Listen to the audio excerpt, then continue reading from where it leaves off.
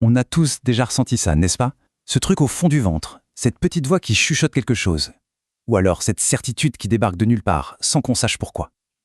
Eh bien, ce n'est pas de la magie, non. C'est une faculté qu'on a tous, tout à fait naturelle.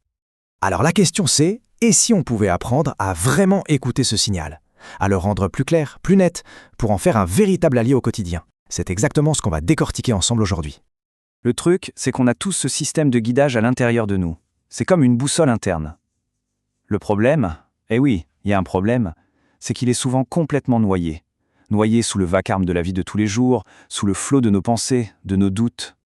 Bon, mettons les choses au clair tout de suite. On oublie les boules de cristal et les diseuses de bonne aventure. L'intuition, en réalité, c'est un processus du cerveau, un truc cognitif, mais alors un truc incroyablement puissant et tout à fait naturel.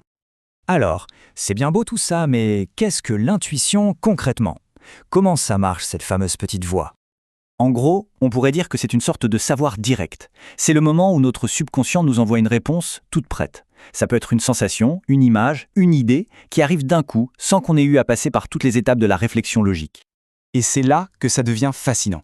Il faut s'imaginer que notre cerveau, c'est une machine, mais une machine de guerre. Il capte et analyse en permanence des milliards de données, des choses que notre esprit conscient ne voit même pas. Pensez-y, le langage corporel de la personne en face, une micro-expression qui dure une fraction de seconde, un son très lointain, une odeur qui nous rappelle quelque chose. Absolument tout est enregistré. Et donc toutes ces infos sont moulinées à une vitesse folle par notre subconscient. Le problème, c'est qu'il y a souvent un mur qui se dresse. C'est notre propre esprit, notre côté trop rationnel, nos peurs, nos doutes. Tout ça, ça agit comme un énorme brouilleur, un filtre super bruyant qui empêche le signal de passer. Mais la bonne nouvelle dans tout ça, c'est qu'on peut tout à fait réapprendre à capter ce signal. Et pour y arriver, la première étape, c'est de comprendre comment l'intuition nous parle. En fait, elle utilise principalement 3 langages différents. Le premier, c'est le langage du corps. On connaît tous ce fameux nœud à l'estomac avant une décision importante, ou la boule dans la gorge. Parfois, ce sont des frissons qui parcourent le corps, ou au contraire une vague de chaleur. Notre corps, en fait, c'est une sorte d'antenne super sensible.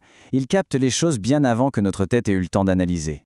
Le deuxième langage, c'est celui des émotions. Ça peut être ce sentiment de calme absolu, cette certitude intérieure que oui, c'est la bonne chose à faire. Et à l'inverse, ça peut être ce malaise, un truc un peu diffus qu'on n'arrive pas à expliquer, alors que sur le papier, tout a l'air parfaitement normal. Et finalement, le troisième langage, c'est celui de l'esprit lui-même. C'est cette pensée très claire qui surgit de nulle part, comme si elle tombait du ciel. Ou alors une image qui revient en boucle dans la tête. Parfois, c'est juste un mot, un seul mot, qui s'impose avec une force, une évidence incroyable. Ok, la théorie, c'est bien, mais comment on fait en pratique? Allez, on passe à l'action. Voici 3 petits exercices, vraiment de base, pour commencer à, disons, ouvrir le canal et muscler cette connexion avec l'intuition.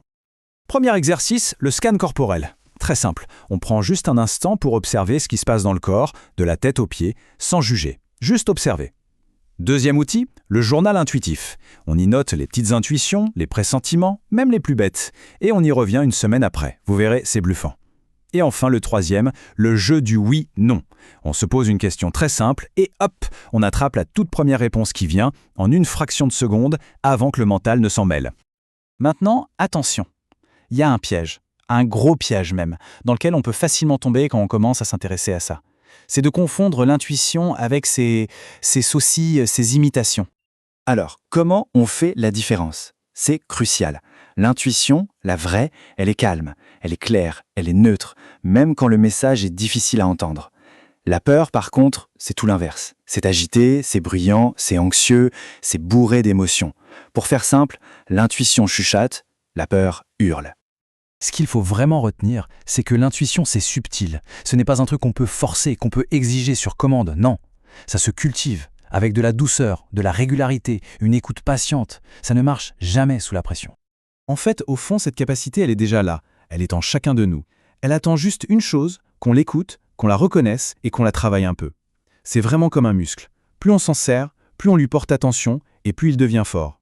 Alors, pour finir, je nous laisse avec une question à garder avec soi. Là, maintenant, si on faisait silence une seconde, quelle serait la toute première chose que cette petite voix discrète essaierait de nous dire ?